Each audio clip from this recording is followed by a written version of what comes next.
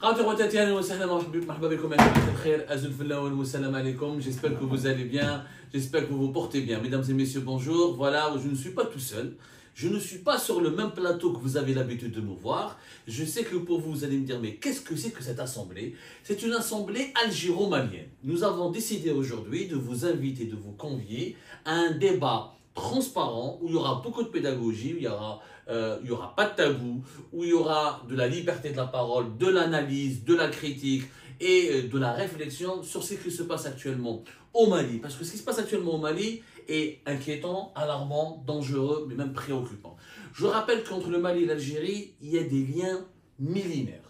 Au-delà de cette grande frontière de presque 1400 km qui nous unit à ce pays-là, il y a une importante communauté malienne en Algérie. Il y a le sud, il n'y a aucune différence entre l'extrême sud algérien et le nord du Mali.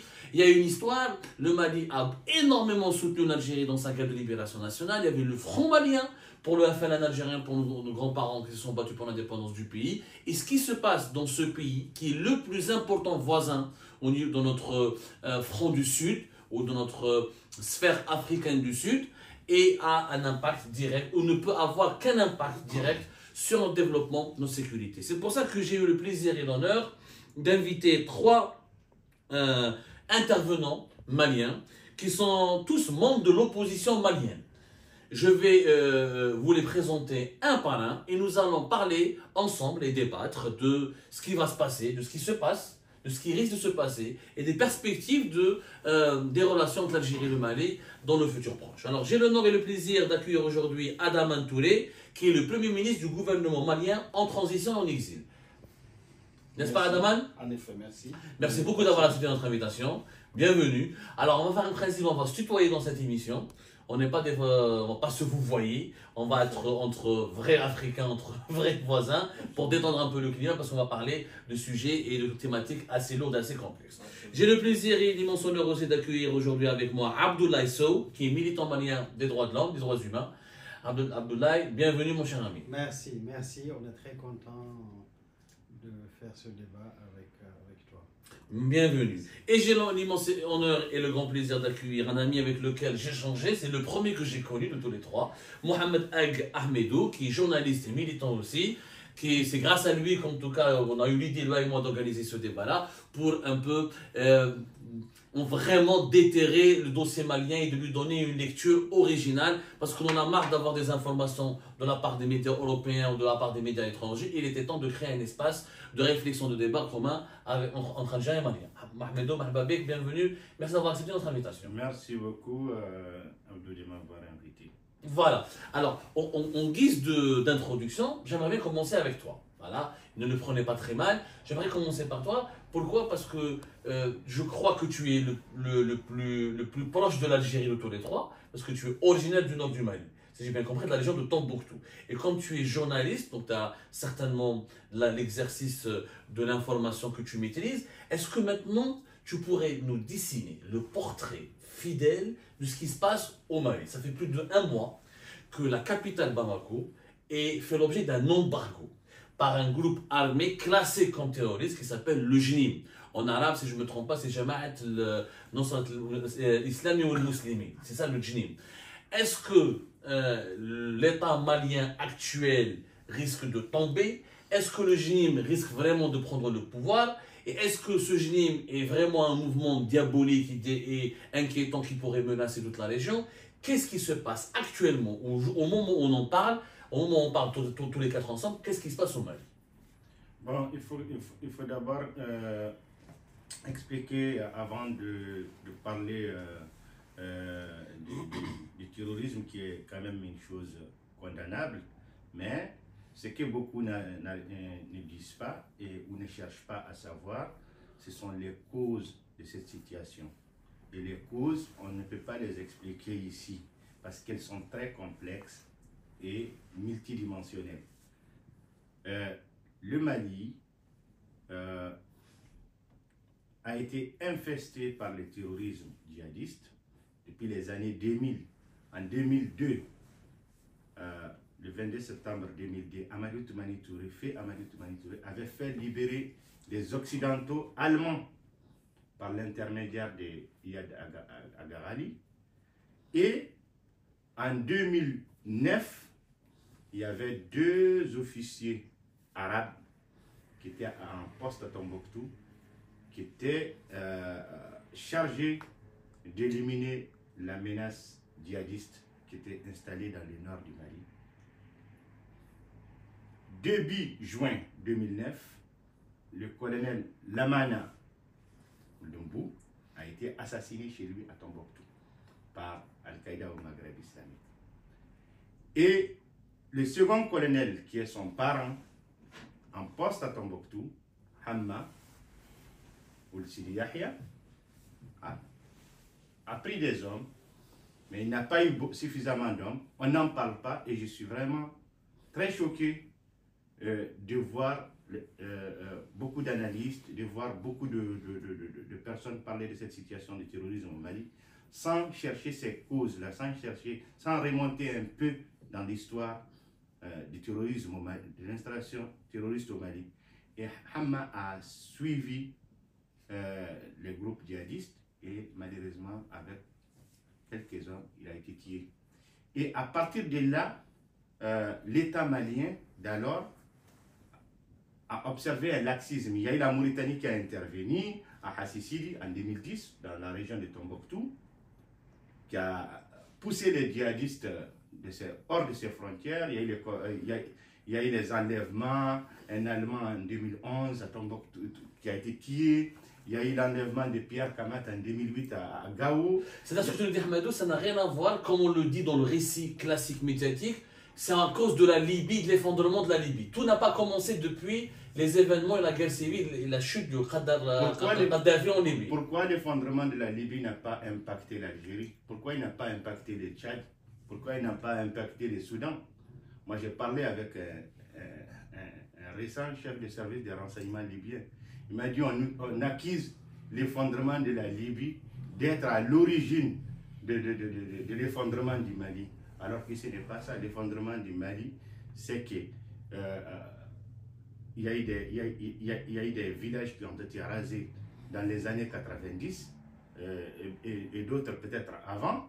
Et il m'a dit c'est ces narratifs-là qui expliquent l'effondrement du Mali. Sinon, il m'a dit pourquoi c'est au Mali seulement que les Touaregs, qui sont sur 6 pays au Maghreb et en Afrique de l'Ouest, où ils ont des revendications territoriales. Ils ne les ont pas. Est-ce qu'ils les ont en Algérie? Est-ce qu'ils les ont en Libye? Est-ce qu'ils les ont au Niger? Est-ce qu'ils les ont même au Burkina? Il y a eu un problème au Niger. Hein. Il y a eu un gros problème au Niger entre les populations touaregs et le pouvoir central. Mais c'est résolu. Ça a été résolu. Ça a été résolu. Est-ce qu'ils l'ont au Burkina Faso, où Ibrahim Traoré fait la même chose qu'Assimi Goïta, où il cible des communautés touaregs pile au Burkina Faso?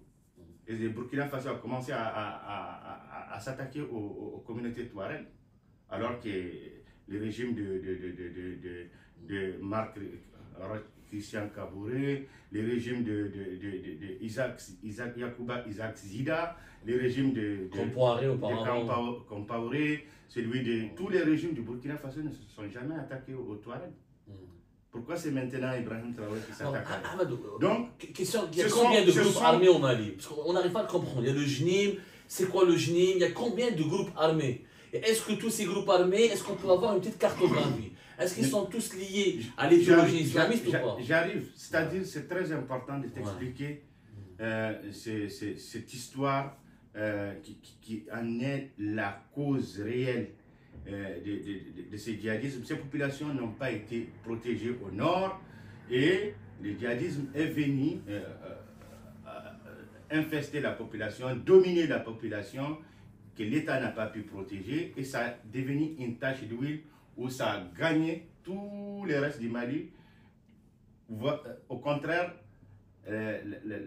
l'armée de la junte militaire malienne a amplifié la situation parce que c'est un régime de fait qui est venu et qui a été contesté par la communauté internationale.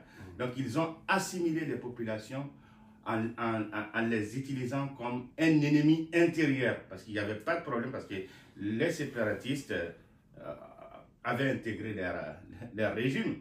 Donc nous on dit voilà, ça c'est un espoir pour les Mali.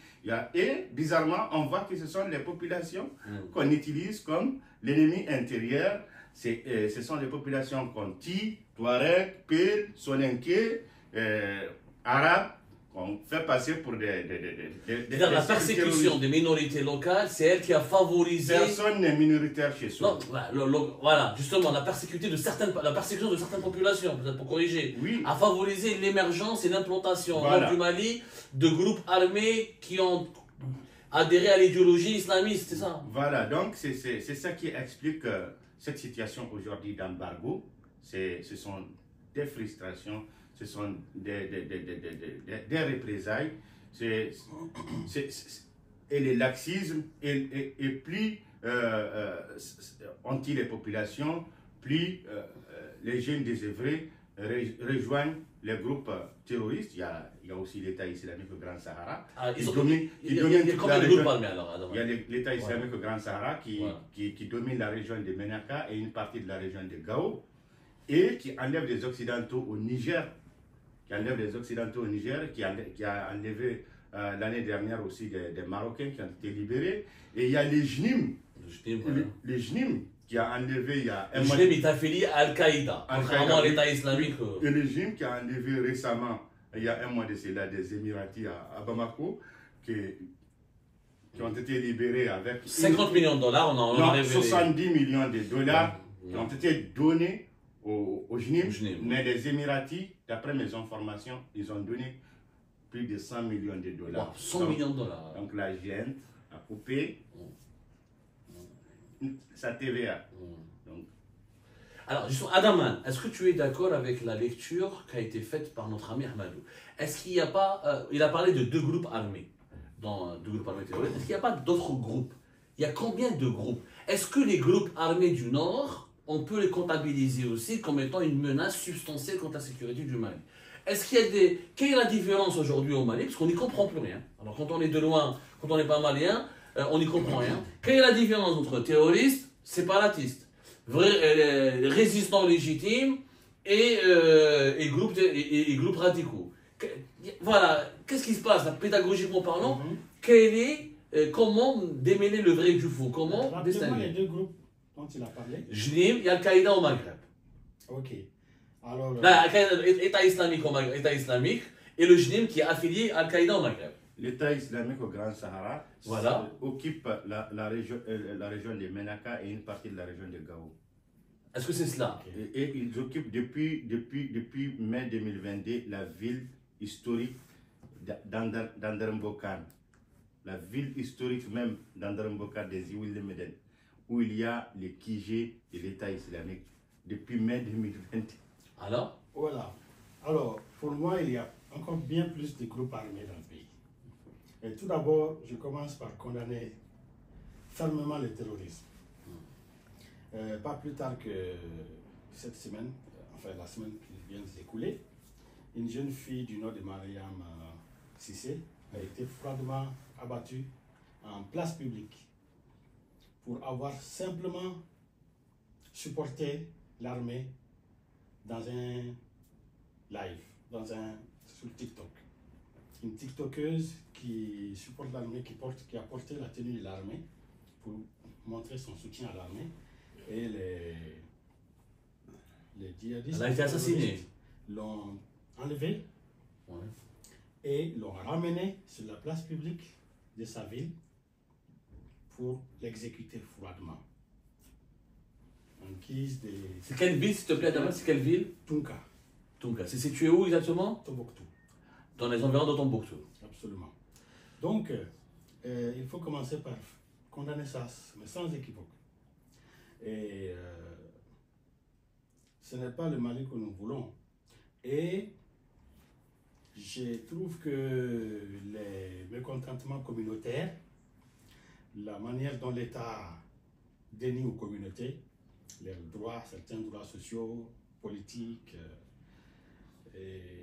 ne justifient pas ce terrorisme-là. Ce terrorisme-là ne fait que, on va dire, surfer dessus. Mais ça n'en est pas la justification, puisque ces terroristes étaient là avant même ce régime militaire que nous avons aujourd'hui. Ce régime militaire partira ce terrorisme perdurera. Et ils ont un mode de vie qu'ils veulent imposer à la communauté nationale dont on ne veut pas. Et quant aux groupes armés dans le pays, il y en a plusieurs, bien plus que les deux. Il y en a combien terroristes qui sont foncièrement terroristes, le JNIM et l'État islamique. Il y a la junte malienne elle-même. Nous la considérons, nous, au gouvernement en exil, comme un groupe armé. Ça, c'est un autre débat, on en Un parlera. groupe armé putschiste Ok. qui s'est emparé du pouvoir d'État par félonie, puisque c'est contraire au code d'honneur de l'armée et tout ça. C'est peut-être même le plus grave. Ensuite, il y a des groupes d'autodéfense dans certaines régions, lesquels sont mal encadrés, mal réglementés et qui s'adonnent à des crimes de guerre parfois. C'est quoi les groupes d'autodéfense? Est-ce que tu peux nous les expliquer, Les Adama? groupes d'autodéfense sont des groupes qui sont pour la plupart issus de la confrérie d'Onzo. C'est une confrérie. Nous avons cette tradition au Mali Des milices. de confréries de chasseurs. Ouais. À l'origine, c'est des confréries qui existent, c'est pas en soi des milices. C'est une tradition, c'est vraiment une institution au Mali. La chasse organisée par confrérie. On en trouve chez les Bambara, les Malinké, comme chez les comment ça s'appelle? Les Peuls. Les Peuls aussi, ils sont beaucoup d'ailleurs. Les Solanké. Beaucoup des leaders sont Peuls de la confrérie au niveau national même. Mais il y a aussi l'une des confréries les plus puissantes, c'est en région de Banyangara, avec nos frères Dogon. Et ces confréries sont pour certains soutenues même par l'État. L'État les utilise comme des supplétifs déguisés, quoi, on va dire. Et eux aussi, ça donne à des crimes de guerre à l'égard, notamment des communautés Peuls, parfois. Des représailles, c'est assez flippant comment ça se passe. Et donc, il y a aussi le FLA qui est un groupe armé dans notre pays. Je ne souscris pas à l'idée que... Le FLA, c'est le Front de Libération des Azawad. De l'Azawad. C'est un groupe séparatiste Touareg. Est-ce qu'on peut les classer comme séparatistes, oui ou pas? C'est pas Touareg. C'est pas Touareg seulement. Je vais donner la parole à Madouf, on va t'expliquer. Vas-y. Il faut admettre, parce que moi j'ai toujours dit que l'ethnie, c'est l'éléphant de la pièce que personne ne veut voir. Moi j'aimerais qu'on reconnaisse les communautés et on reconnaisse à ces communautés ce qui leur sont dévolus, leurs groupes armés, leurs territoires, etc.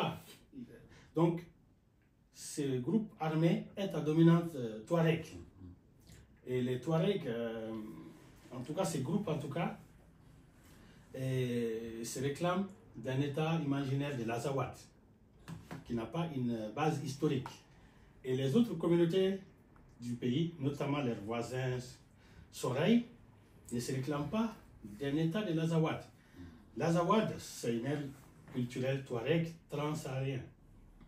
Et donc, c'est aussi un groupe armé, même si ce n'est pas un groupe armé terroriste, tel que décrété arbitrairement par l'État malien. Ils ont des méthodes différentes du JNIM, par exemple, et de l'État islamique au Grand Sahara? Des méthodes différentes, une aspiration, des revendications différentes. C'est un groupe plus laïque que ces groupes dont on parle, même s'ils sont proches, notamment en ce moment, surtout du JNIM. Et par le passé, certains leaders ont plus aiguillé les groupes séparatistes vers les djihadistes, vers voilà, un état de nature islamique. C'est d'ailleurs ce qui a occasionné le divorce en 2012 entre les MNLA et les Ansardine, lesquels avaient réussi à prendre le contrôle de la quasi-totalité du nord du pays. Ce n'est pas chez moi. Ouais, c'est pas grave, on a été interrompu, ça. C'est pas grave, vas-y. Ces groupes armés-là, ils ont une revendication territoriale, etc. Et ça fait aussi partie du groupe armé. Mais nous, au sein du gouvernement en exil... Alors justement, qu'est-ce que c'est que le gouvernement en exil, mon cher ami? Justement, qu'est-ce que c'est que le gouvernement en exil? Est-ce que tu peux nous répondre à cette question? Et de deux, est-ce que face à cette menace, face à la profusion de ces groupes, est-ce que ce n'est pas légitime de la part des militaires de se dire, voilà, on a pris le pouvoir, après, vous allez tous les trois répondre à cette question, ne vous inquiétez pas. Mais gouvernement malien en transition, en exil, est-ce que c'est pas... ça prête à confusion? Est-ce que les militaires maliens n'auraient pas le droit, face à ce qu'on venait de décrire? C'est hyper inquiétant, c'est hyper flippant quand tu as utilisé le terme. Est-ce que les militaires maliens n'ont pas la légitimité de protéger le pays et son intégrité territoriale et de neutraliser les différentes menaces terroristes? Très bien. Alors l'État, c'est notre bien commun. Et personne ne doit s'en emparer par la force. Ouais. Et je pense que ce n'est pas digne des gens de notre génération qui, souvent depuis 10 ans, 20 ans pour certains, militent avec un projet politique de manière pacifique pour accéder au pouvoir en proposant une offre politique à la société. Et donc, ce n'est pas digne que des gens de notre génération, encore au XXIe siècle, s'emparent du pouvoir d'État par les armes et font des honneurs à l'armée, dont le code d'honneur est compatible avec l'exercice de la fonction politique. C'est universel. Maintenant, c'est des règles universelles et c'est des règles aussi des droits maliens. Donc, c'est en conséquence de cela qu'en mai 2024, le gouvernement malien en exil s'est institué, puisque en mars-avril, il y a eu la suspension de l'ensemble des partis politiques du pays. Et tous les partis politiques sont suspendus. Tous les partis politiques. Il n'y a pas de vie politique en ce moment au Mali. Actuellement, ils sont dessous. Ça, il te parle de l'année dernière. Oui, l'année dernière, 2024. Oui. En mai, tout suspendu. Et en mai 2024. Ouais. Mai 2025, tout dissous. Donc nous avons bien fait, déjà il y a un an, de nous instituer en assemblée. L'ensemble des forces démocratiques qui l'ont souhaité ont délégué, je vais parler ici des organisations de la société civile, des partis politiques, qui à l'époque n'étaient pas dissous, ont, pour ceux qui l'ont souhaité, délégué, ils ont envoyé leurs délégués parlementaires au Parlement de la transition civile en exil, lequel Parlement a élu le gouvernement dans le cadre d'un régime parlementaire d'ailleurs, conformément à la charte de la transition civile du Mali en exil. Donc, c'est justement un présage de ce qui est en train d'arriver aujourd'hui et qui a été annoncé lors d'un monologue de la junte, un simulacre de dialogue national organisé en avril, mars-avril 2000. C'est une initiative lancée par la junte. Ouais. Qui n'a pas concerné c'est à qui elle doit concerner, c'est-à-dire ceux qui ont des problèmes avec le Mali. Les partis Mali suspendus en présage de ces dialogues pour éliminer toute voie discordante en présence de ces dialogues. Et ces dialogues n'a concerné que les suppôts du régime. Et le dialogue, c'est un monologue. En fait. Un monologue qui a eu des conclusions dictatoriales qui sont en train de se matérialiser aujourd'hui. 5 ans de pouvoir supplémentaire pour le tyran, des grades de généraux pour les félons et d'autres calamités similaires ont été décidées.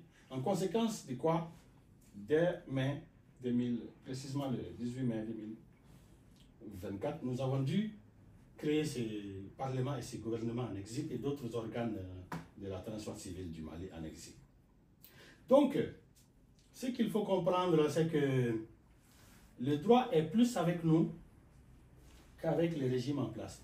Parce que le avril 2024, la Cour constitutionnelle même du Mali, dans un arrêt rendu, a dit ceci: le pouvoir de transition est terminé.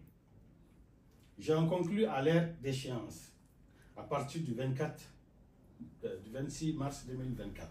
C'est vrai, c'est le président autocrate qui a décrété 2 ans de plus de transition pour lui-même. Et ces 2 ans étaient échus le 26 mars. Mais la Cour dit, les requérants ne sont pas fondés de me saisir. C'est les présidents d'institutions qui sont fondés de me saisir. En l'occurrence, le président autocrate lui-même, son premier ministre Girouette et son président de l'Assemblée Fantoche, qui par ailleurs est un putschiste multirécidiviste. Donc, c'est les 3 potentats qui devraient saisir la Cour constitutionnelle. Mais la Cour a quand même dit le droit. Oui, le pouvoir est terminé. Sauf que vous n'êtes pas fondé de me saisir. Ce qui veut dire qu'eux, ils ne vont jamais saisir la Cour et donc le droit ne sera jamais dit. Donc, c'est en conséquence de tout cela que, fondé sur l'article 121 de la Constitution malienne, qui décrète qui énonce que le peuple malien a le devoir de désobéir à un gouvernement dictatorial. Et se former un gouvernement en exil pour faire perdurer la vie démocratique hors du pays, donc s'inscrit dans cette politique de désobéissance civile. Très bien. Merci. Alors, avant d'approfondir, je reviendrai vers toi. On va aller maintenant vers le droit. Voilà, mon cher ami Abdoulaye Sow, toi tu es un militant des droits de l'homme. Tu vas dire, tu n'as pas une étiquette vraiment politique, même si on en parlera plus tard. Je comprends ce que dit Adama. Je comprends tout à fait ses arguments. La junte n'est pas légitime. Elle n'a pas été élue. La transition a été décidée arbitrairement. Je le comprends. Tout à l'heure, notre ami Ahmadou nous a donné une cartographie de la complexité de la situation. Toi, du point de vue des droits de l'homme, même si ces militaires n'ont pas été élus, est-ce qu'ils ont le droit, oui ou non, de se dire, d'abord, comment peut-on organiser une élection présidentielle dans un pays qui est déchiré par les groupes armés? C'est ça la question, Abdoulaye. Est-ce que c'est possible d'organiser une élection présidentielle dans un pays où des régions entières sont dominées par des groupes ou séparatistes, ou liés aux islamistes, ou terroristes? Alors, le problème c'est que...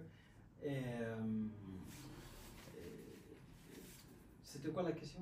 Comment peut-on organiser une élection présidentielle dans un tel contexte? Et est-ce qu'au final, les militaires ne peuvent pas dire, voilà, on est obligé, on a la légitimité, on n'a pas la légitimité politique et constitutionnelle, mais peut-être on a une légitimité d'autorité officielle de protéger le pays contre les groupes armés.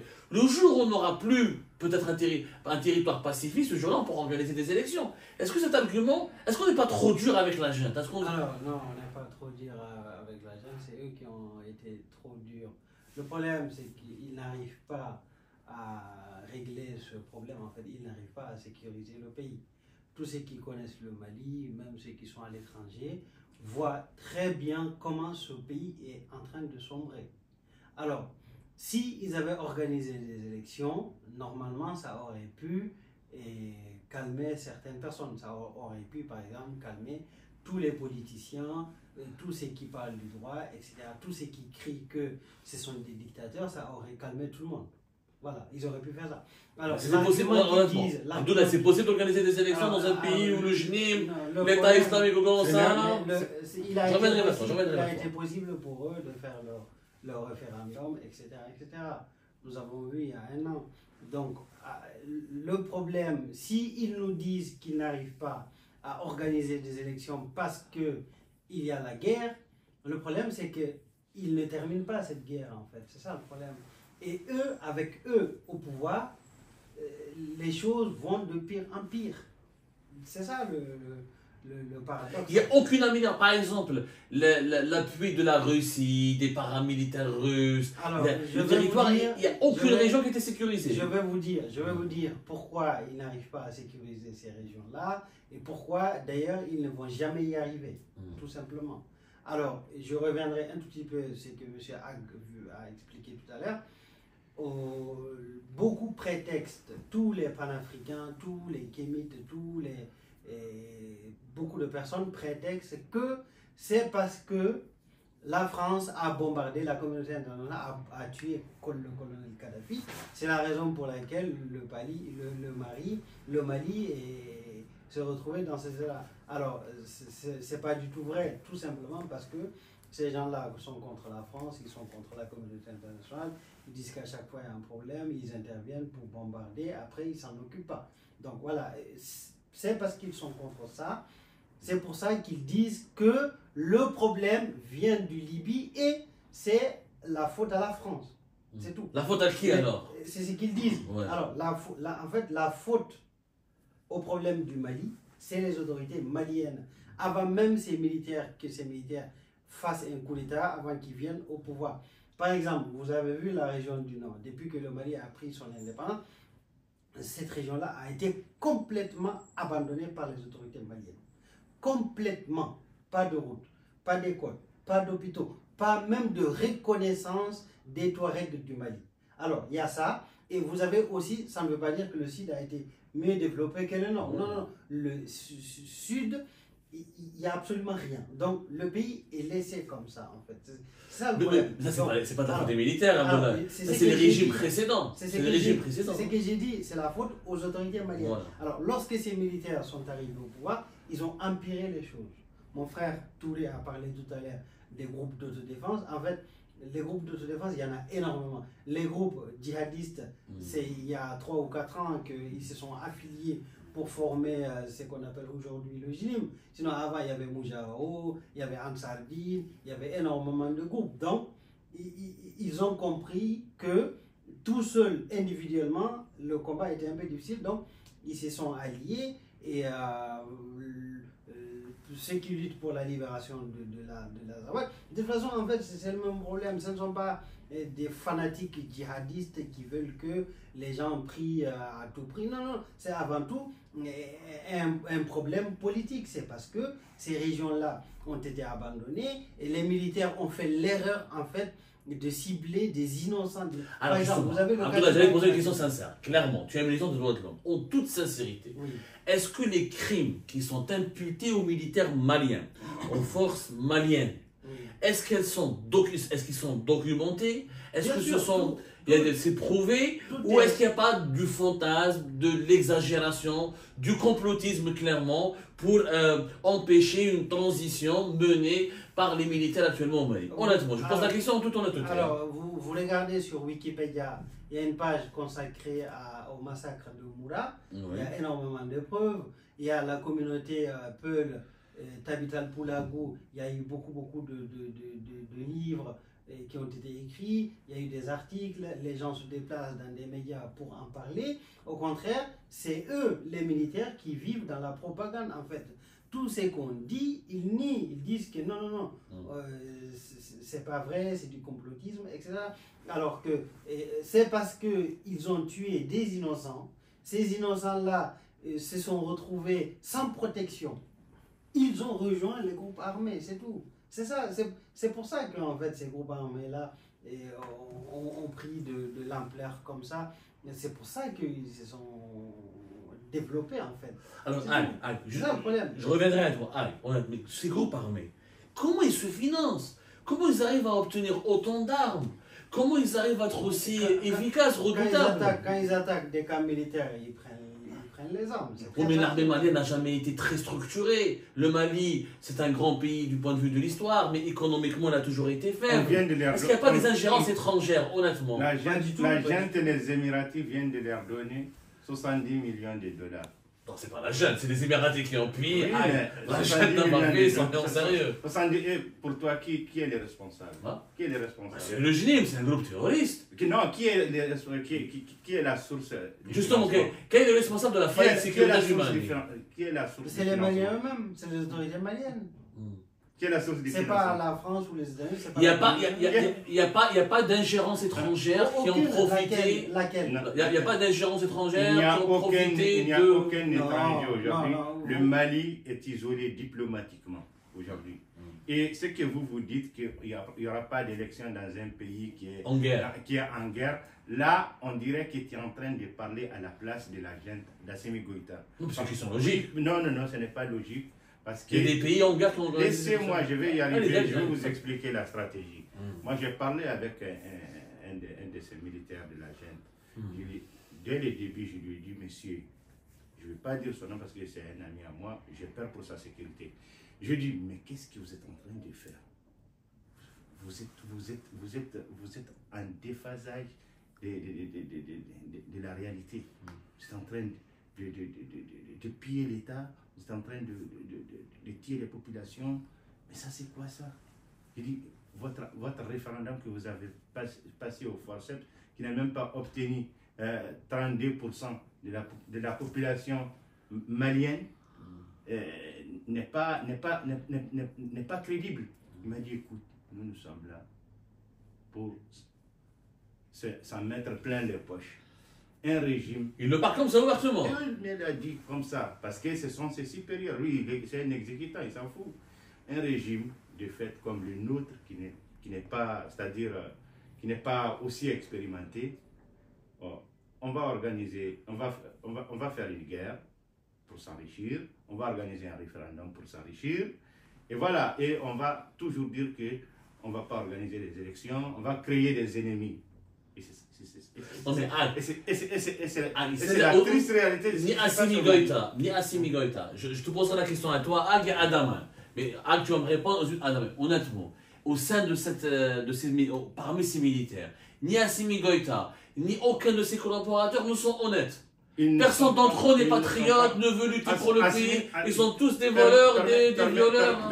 Permets-moi de t'expliquer. Honnêtement, je pose la question. Permets-moi de t'expliquer quelque chose. Ouais. Assimi Goïta et son premier ministre, vous n'avez jamais vu dans aucun pays du monde un régime militaire où l'exécutif est dirigé par un militaire, le législatif est dirigé par un militaire, le gouvernement est dirigé par un militaire, la sécurité d'État est dirigée par un militaire. Oui, c'est ce qu'ils te font croire. Le problème, c'est eux qui ont mis le pays en guerre. Je vais y arriver. Assimi Goïta ainsi que tous ses compères, ses camarades, sont issus d'une élite militaire malienne.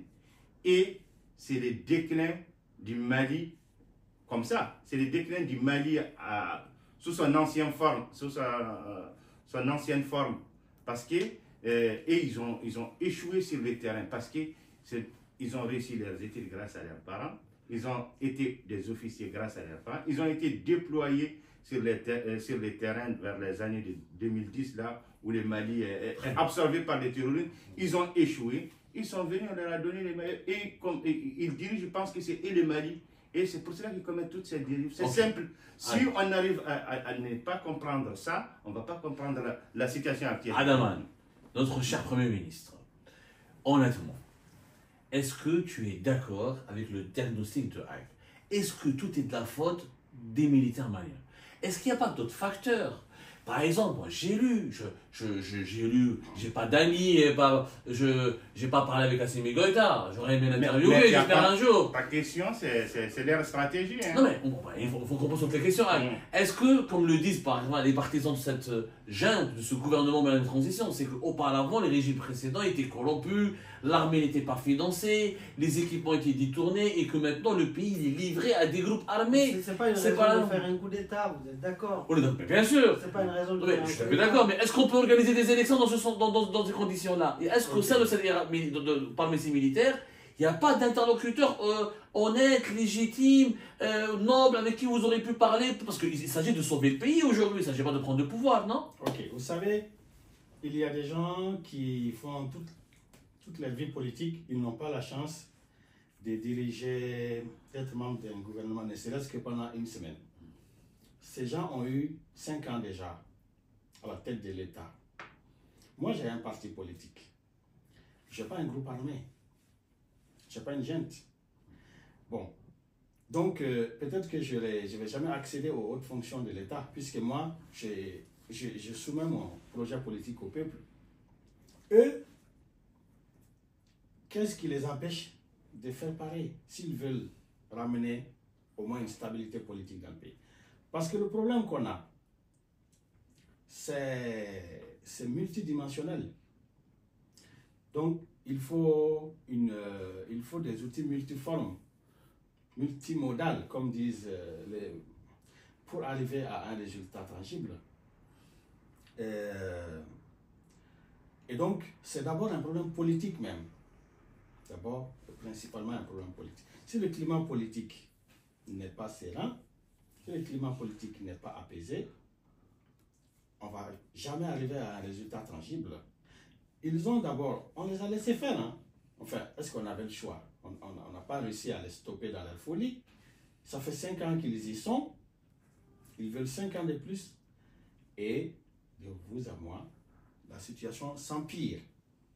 Tout simplement. Alors, Adam, elles s'empirent réellement. Depuis leur arrivée, il n'y a aucune victoire tactique ou sur le plan sécuritaire. Mais alors, j'arrive. Non, t'inquiète pas, vous aurez tous les trois, on est là pour parler pendant une heure, ne vous inquiétez pas. Mais juste, je pose la question clairement. Il n'y a pas eu, est-ce que c'est pas de l'exagération ou c'est pas excessif de dire qu'il n'y a rien qui a été accompli par ces militaires depuis 5 ans? Si, il y en a. Il y a des choses concrètes qui ont été faites. Là, ils ont changé le code minier du pays. Le code minier du pays, ça va dans la bonne direction. Ça va dans la bonne direction. Ça, c'est indéniable. Sur le plan sécuritaire? Sur le plan sécuritaire, je ne suis pas militaire. Mais honnêtement, ils ont confondu les questions de défense des questions de sécurité nationale. Et tout le monde s'est pris au jeu. On s'est dit que le Mali est en guerre. Le Mali, en soi, techniquement parlant, n'est pas en guerre. Le Mali est en guerre civile. Ouais. Et du coup, ces personnes ont outillé le Mali des outils de défense, des armes conventionnelles adaptées à la défense nationale, inadaptées à la guérilla anti-terroriste ou djihadiste, inadaptées complètement. Et des armes qui ont ruiné le pays. Un dispositif militaire inadapté. Je ne suis pas militaire, mais je sais au moins que défense nationale et sécurité nationale font deux. Donc, si on avait compris qu'on n'était pas en guerre, mais en guerre civile, on allait miser sur des réponses politiques. D'abord, ensuite, et seulement subsidiairement, des réponses militaires. Il y a la prise en compte des revendications légitimes des différents groupes armés dans le pays. Ceux qui veulent plus d'autonomie, ceux qui veulent plus de considération, plus de considération. Est-ce que c'est légitime de prendre des armes pour de la politique? C'est ça, Adam? Est-ce que c'est légitime de prendre des armes pour en arriver là? J'en arrive. J'ai dit tout à l'heure, j'ai condamné sans réserve les terrorismes. Même si les revendications religieuses, c'est fondé, ils ont le droit de revendiquer que l'État reflète plus leur confession religieuse, puisque nous sommes une société, au moins sur le papier, à dominante musulmane. On a des États confessionnels en Europe aussi. Moi, je viens de Suisse, où il y a des cantons confessionnels. Donc, c'est normal que l'État reflète les réalités religieuses de la population. Voilà, communautaire du pays. Je l'ai dit hier en conférence que l'État, ça doit être un syndic de copropriété. Donc, on est dans un immeuble où ça fonctionne bien parce que les syndics de copropriété, tous les propriétaires s'y retrouvent. Tout le monde y gagne son compte, tout le monde dépense, tout le monde bénéficie. L'État, c'est pareil. Toutes les communautés doivent s'y retrouver. Les confessions, toutes les composantes socio-culturelles. Et là, c'est un combat, c'est un projet politique avant d'être militaire. Et tout militaire n'a fait que pervertir la situation. En l'occurrence, il l'a dit, pourquoi les rangs des groupes extrémistes grossissent jour après jour? Parce que, au lieu de comprendre les besoins des populations, c'est à quoi ils aspirent, les services sociaux de base, les services publics, une autonomie locale pour permettre aux dignitaires locaux de décider pour des questions locales. On a dit l'État reste de loin et envoie des drones. Il y a des Maliens qui n'ont jamais vu manifester l'État malien que par des bombardements de drones sur leurs tronches. Je vois. Abdoulaye, Oui. honnêtement, Oui. aujourd'hui, ok, les militaires sont défaillants. ne sont pas légitimes, ont échoué. Mais si demain le JNIM, est-ce que le JNIM peut prendre le pouvoir? Est-ce que Bamako peut tomber? Alors, Et si demain le JNIM arrive au pouvoir, est-ce que ça ne sera pas pire? Est-ce qu'on dirige, moi je vous ai posé la question, vous allez répondre après Ag et Adam la même chose, est-ce qu'on ne va pas vers la syrianisation du Mali? Ce qui nous fait, nous, peur les Algériens. Personne n'a envie d'avoir à ses portes une Syrie. Est-ce que ce scénario est possible? Vous dites que vous, Algériens, vous avez peur, mais j'imagine que vous n'êtes pas sans savoir que ces militaires qui sont au pouvoir disent que c'est l'Algérie qui soutient ces djihadistes-là. Ça, vous le savez. C'est des accusations. Oui, voilà, mais tous les militaires qui sont au pouvoir disent que c'est l'Algérie qui soutient ces djihadistes. Les militaires maliens, ils accusent, c'est pour les mouvements séparatistes. Ouais. Il n'y a pas eu d'accusation directe officielle concernant le JNIM et l'état du... Attention, c'est différent. Assimi Goïta n'a pas accusé l'Algérie de soutenir... L'autre jour, ils se sont insultés. Le JNIM, oui, mais par rapport à la question touelle... Assimi Goïta reprend le discours de Larry. Et ça a toujours été comme ça. Depuis 10 ans, j'ai précisé. Les Maliens accusent l'Algérie. Je parle juste aux accusations. Le différent, il est par rapport au groupe séparatiste, pas avec le JNIM et l'Algérie elle-même, elle dénonce le terrorisme, elle a combattu le terrorisme d'ailleurs. Tout à l'heure, vous avez demandé si la situation allait de pire en pire. Vous avez vu pendant toutes ces années, ils ont passé 5 ans au pouvoir sans pouvoir sécuriser quoi que ce soit, d'accord? Et vous avez quand même vu que Bamako est encerclé en ce moment. Et vous demandez si la situation... si ça grave ou pas.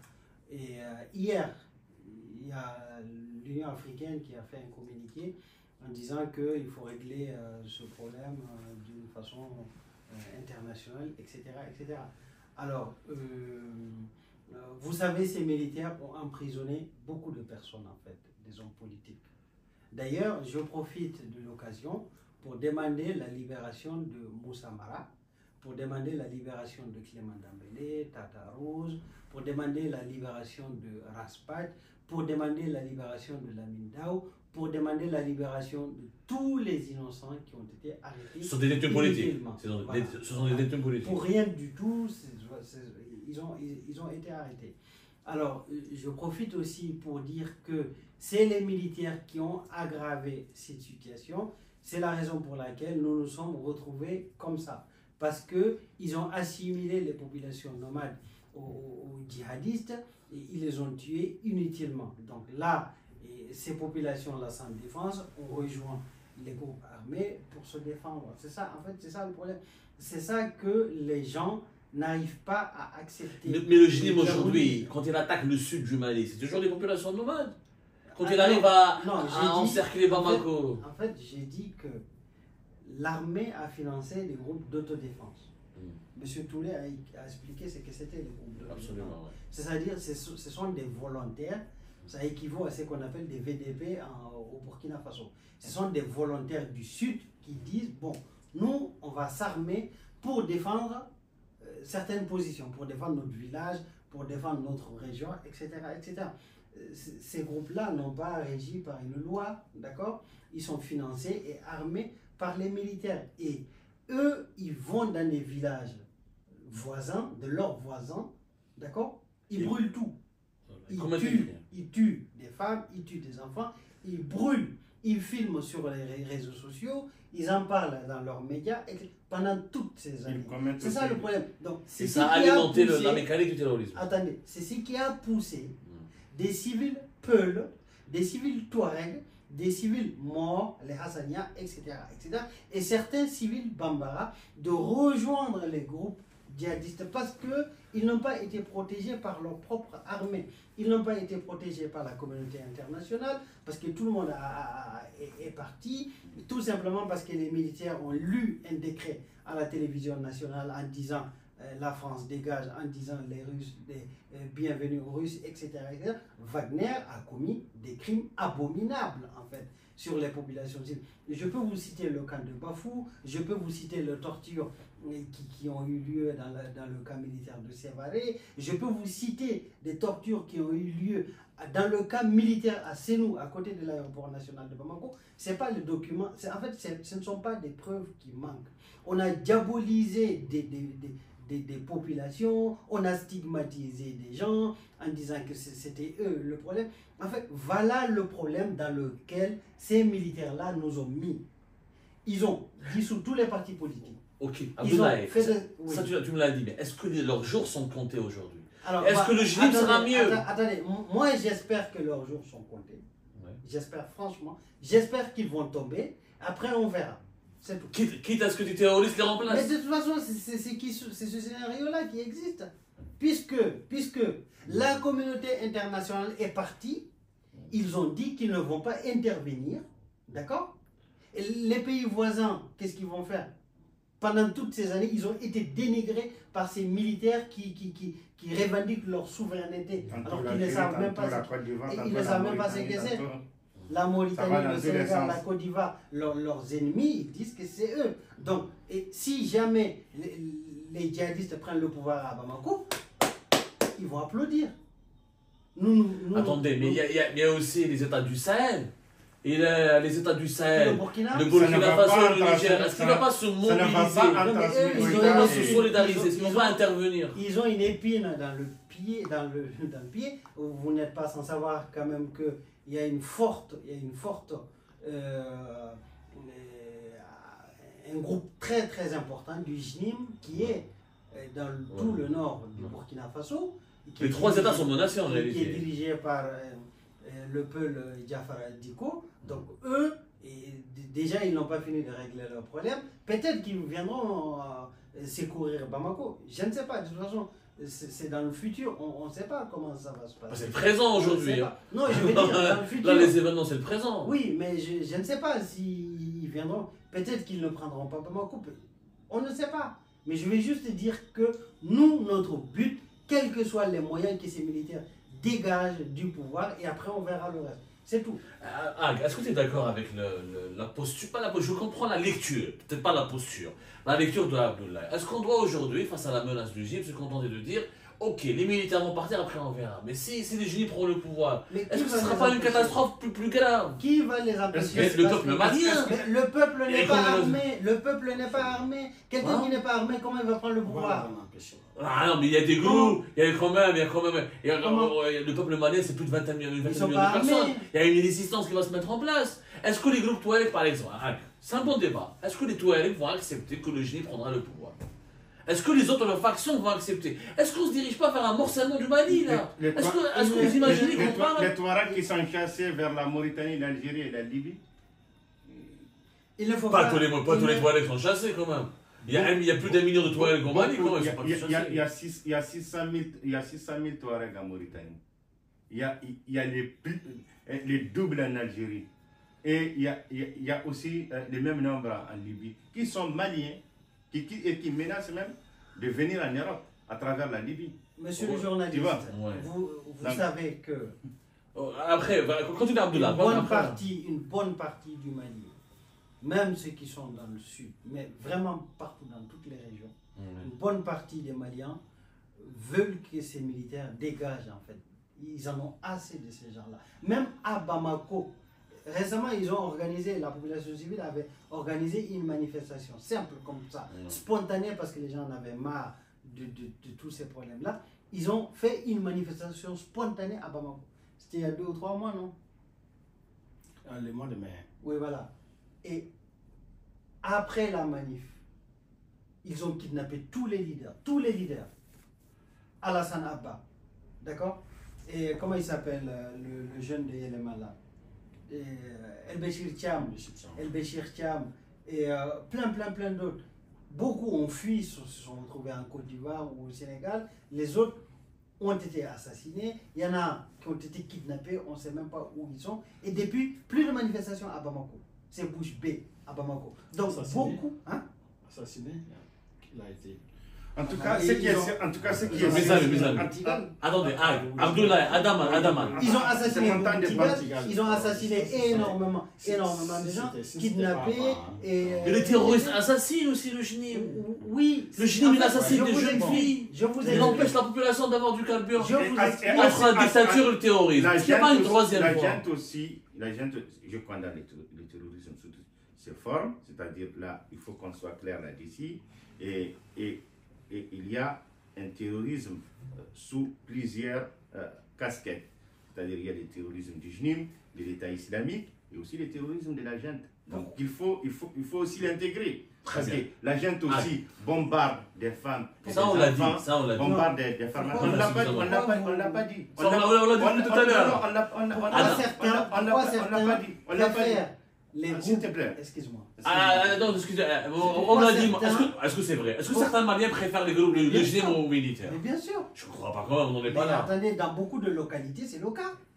Tous ceux qui ont signé des accords avec les djihadistes détestent l'armée malienne. Pourquoi? Parce que quand ils sont attaqués par ces djihadistes-là, ils appellent l'armée malienne. L'armée malienne leur dit débrouillez-vous. Dans la région des Caïbes. Adam, la parole au gouvernement. Je n'ai même pas fini mon argument. Je n'ai même pas fini mon argument. Parce que j'aimerais bien que notre ami du gouvernement de transition nous dise. Il faut préciser quelque chose, que ce n'est pas à nous de confirmer, de te dire oui, on est d'accord que le JNIM prend le Mali. Nous ne sommes pas. Je suis d'accord. Est-ce que vous pensez qu'il va le faire? Attendez, d'accord. Attendez, nous ne sommes pas d'accord, mais malheureusement, c'est ce qui va se faire. C'est ce qui va se faire. C'est acté. Parce que comment vous imaginez un État qui négocie avec les terroristes et qui leur donne 70 millions de dollars, c'est énorme, hein? C'est énorme, hein? Hein? Qui est le responsable? Qui cautionne l'effondrement du Mali, la prise du Mali par les gens? C'est pas que les militaires. 70 millions de dollars, c'est beaucoup, hein? 70 millions de dollars, si tu me les donnes, je vais te prendre toute l'Afrique de l'Ouest. Hein? Adam, en tant que gouvernement, en tant que force politique, ayant composé un gouvernement en exil, quelle sera votre position? Non, quelle sera votre position? C'est demain, le JNIM entre à Bamako. Est-ce que c'est possible? Est-ce que ce scénario risque de se produire? Abdoulaye dit que oui. Ag nous dit que oui. Est-ce que toi tu dis que oui? Moi non seulement j'ai dit oui, j'ai dit j'espère. Ah bah c'est encore plus grave. Voilà. Il dit que l'espère. Est-ce que c'est pas exagéré? Est-ce que c'est pas, on va pas quand même, on va pas dire non, on va pas fuir la peste pour aller vers le choléra? Non. Moi je me désolidarise vraiment de ce point de vue-là, d'espérer qu'un groupe totalitariste se substitue à un autre groupe totalitariste. Et parce que là, c'est pas que je ne crois pas que c'est le totalitarisme qui vous dérange dans ce cas. C'est peut-être la junte en soi qui vous dérange. Je suis d'accord. Parce que si la junte en soi vous dérange, alors on n'a pas le même combat. Nous, on combat le totalitarisme, quels qu'en soient les auteurs. Et je parlais tout à l'heure de la jeune femme qui a été froidement assassinée dans sa propre ville, en place publique.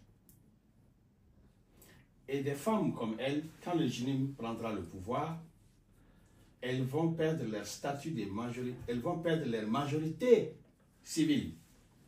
Toutes les femmes du pays, y compris nos mamans, seront des mineurs en droit. Pour aller, pour faire quoi que ce soit, pour voyager, on va demander l'autorisation des masculins, y compris si c'est un enfant à eux. Ce n'est pas ce Mali qu'on veut. Ça, c'est pire, je le répète, pire que la junte. Parce qu'eux, ils ont une idéologie obscurantiste. La junte, c'est un pouvoir totalitaire, mais un pouvoir totalitaire par pur opportunisme. Les terroristes, ils ont une idéologie obscurantiste. Et ça sera fini de notre civilisation. Donc, je n'ai absolument aucune compromission. Il n'y a aucune compromission possible avec ça. Maintenant, j'ai dit tout à l'heure que si on veut l'État, si on veut un État, si on veut même un État confessionnel, c'est possible de faire cette revendication dans une société démocratique. Ce qui m'intéresse ici, c'est les solutions. Et les solutions, nous en proposons plusieurs. Comme je l'ai dit, toutes les revendications d'ordre confessionnel, d'ordre communautaire, Ces revendications sont possibles en démocratie.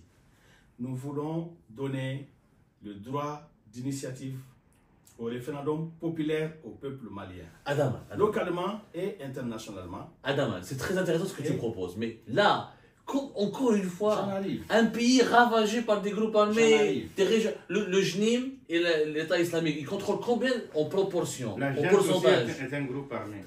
J'en arrive. En proportion, proportionnellement parlant, Oui. quel est le pourcentage que ces groupes terroristes contrôlent du territoire malien? Oui. Le temps est terminé quasiment, mais Non, allez-y, je termine ces points-là. allez-y, on va conclure après. Je On va suis conclure conscient, après. hein, je suis totalement conscient du fait que tout le Mali, quasi tout le Mali rural, est contrôlé par le JNIM. Et l'autre partie par l'État islamique. Le cas d'État islamique est encore pire, n'en parlons pas. Je plains vraiment nos compatriotes qui sont vers Ménaka, qui sont sous l'empire de l'État islamique. L'État islamique a enlevé le L'emprise de l'État président. islamique. Maintenant, ce qui m'intéresse, comme je l'ai dit, c'est les solutions. Les problèmes, les invectives, on peut en citer toute la nuit. Mais les solutions, c'est quoi? C'est d'abord que nous devons rester unis devant l'avancée des terroristes dans notre pays qui veulent dévaster notre civilisation. Nous devons rester unis devant toutes les formes de totalitarisme. Nous devons faire en sorte aujourd'hui que le gouvernement qui s'est institué à l'étranger et que l'armée, les corps constitués, la population malienne se rallie à ces gouvernements. Et après ça, on va ramener un processus constitutionnel qui va régler tous les problèmes de manière démocratique. Merci. Merci les amis, on va se contenter de... Je sais qu'on pourra peut-être... On aura besoin de plusieurs heures pour parler du Mali. Moi, je vous propose de faire une pause et je vais négocier une deuxième partie avec nos invités si on peut les garder. Khawatir Wadati, c'était un débat sur la situation du Mali, son impact sur l'Algérie. Nous serons de retour si mes invités le veulent bien dans un petit moment.